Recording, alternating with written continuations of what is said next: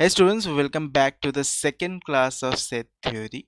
My name is Shovik and आज सीखेंगे ये रोस्टर फॉर्म और जो सेट बिल्डर फॉर्म होता है क्या होता है।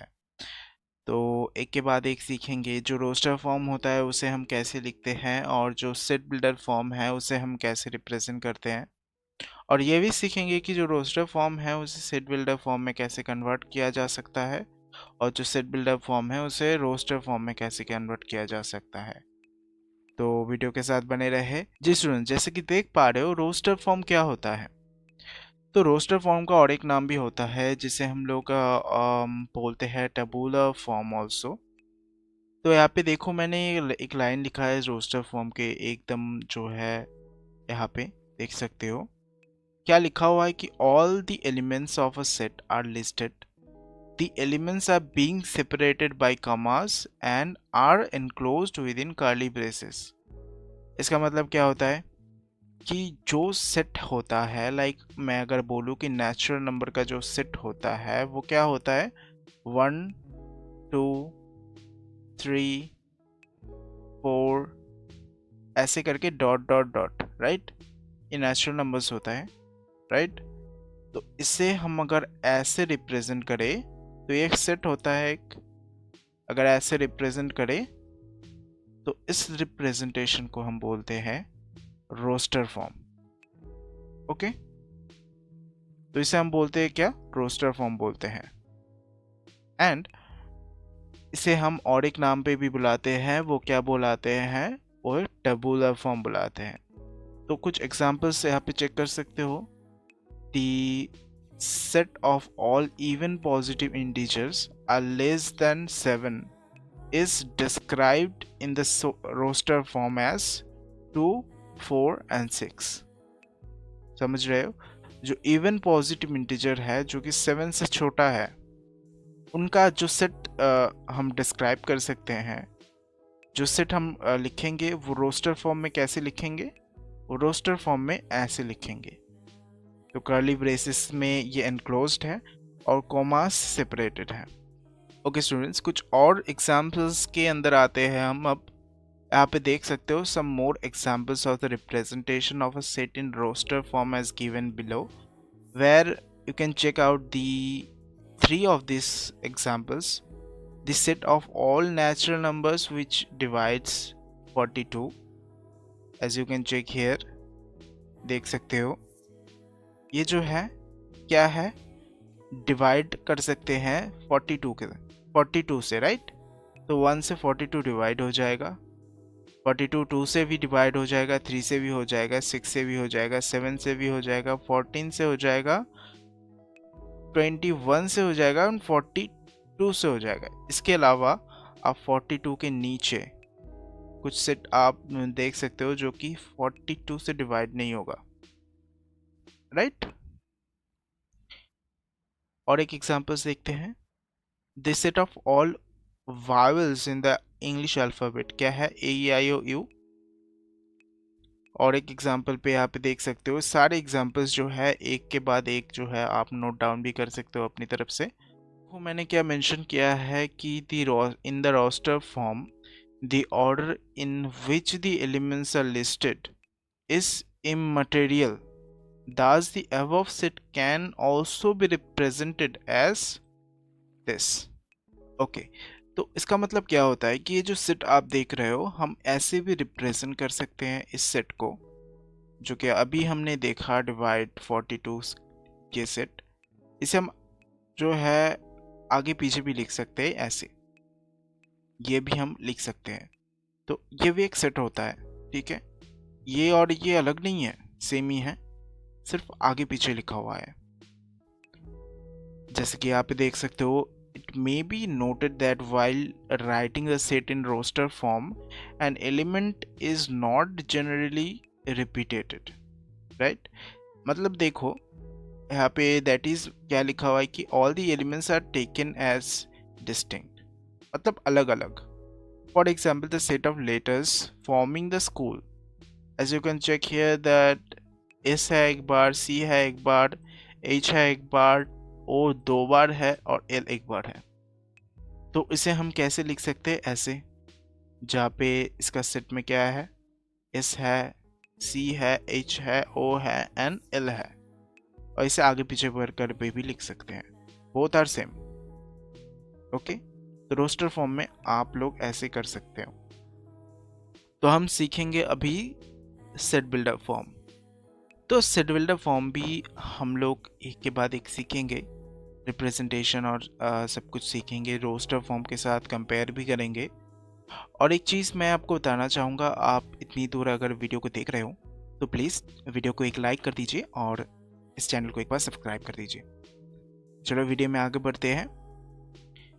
देख सकते हो स्टूडेंट्स कि जो सेट बिल्डर फॉर्म है, यहाँ पे मैंने लिखा हुआ है कि इन set builder form all elements of a set common property which is not possessed by any element outside the set. For example, in the set, as you can check here, it's a AEIOU. What does it mean? It's a vowel set, right? There is no other element which is consonant or any other thing, numbers. So here is clearly mentioned that which is not possessed by any element outside of the set. तो इसका मतलब ये होता है कि जो set हम set builder में रिप्रेजेंट करेंगे, वहाँ पे क्या होना चाहिए कि जो सेट के एलिमेंट्स है वो किसी स्पेसिफिक एक सिंगल कॉमन प्रॉपर्टी के साथ जो है कनेक्टेड हो। लाइक आप देख सकते हो वावेल्स, इसमें कोई कॉन्सोनेंट नहीं है। हम अगर ए आई ओ यू इस सेट को अगर बोले तो हम क्लियरली मेंशन कर सकते हैं जो सेट आप बोल रहे हो, सेट जो है ये वावेल है। All the elements possess a common property, namely each of them is a vowel in the English alphabet and no other letter possess this property, denoting this set by V. इससे हम denote कर रहे हैं set को, ठीक है, and we can write it as V is equal to X, this symbol, and X is a vowel in English alphabet. तो हम जानेंगे जो ये सिंबल हमने यूज किया है इसे हम क्या बोलते हैं, राइट? तो आप यहाँ पे क्लियरली मेंशन कर सकते हो जो ये स्टेटमेंट है हम लोग इसे कैसे पढ़ेंगे, कैसे पढ़ेंगे? This set of all x such that x is a vowel of English alphabet. तो ये जो सिंबल है इसका मीनिंग होता है कि सच दैट, ओके, इसका मीनिंग होता है सच दैट, ओके। तो ये जो कर्ली ब्रेसेस होता है, देखो यहाँ पे मैंने मेंशन किया है in this description the braces stand for the set of all, okay, the braces stand for the set of all and the colon which stand for the such that. Is that clear now? Okay. Students आप देख सकते हो यहाँ पे लिखा हुआ है कि a is equal to curly braces के अंदर क्या लिखा हुआ है कि एक such that x is a natural number and यहाँ पे लिखा हुआ है कि x का है 3 less than x less than 10। तो इस स्टेटमेंट को हम कैसे रीड करेंगे, इस स्टेटमेंट को कैसे रीड आउट करेंगे? देखो, दी सेट ऑफ ऑल x, इसका मतलब क्या होता है? जो ब्रेसेस यहाँ पे देख रहे हो आप, इस ब्रेसेस में हम लोग इस x को डिनोट करते हैं कि the set of all x। Am I clear now? Okay, तो उसके बाद क्या आ रहा है? ये कोलोन आ रहा है, राइट, जिसे हम बोलते हैं such that x is a natural number, x is a natural number and x lies between 3 and 10. What does it mean? Does it mean this 1, 2, 3, 4?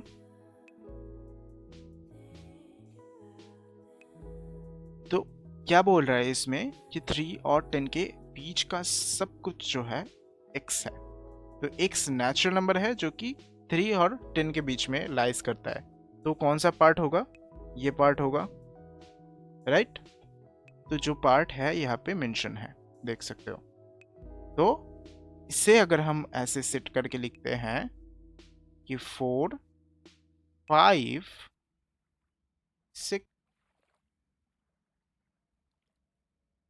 अगर हम इसे कर्ली ब्रेसेस के अंदर लिखते हैं तो ये जो बनता है ये रोस्टर फॉर्म में बनता है, जिसे हम सेट बिल्डर फॉर्म में कैसे लिख सकते हैं, ऐसे, जहाँ पे ए से हम लोग इस सेट को डिनोट करेंगे और सच दैट x जो है एक नेचुरल नंबर है जो कि 3 और 10 के बीच में लाई करता है। तो ये है।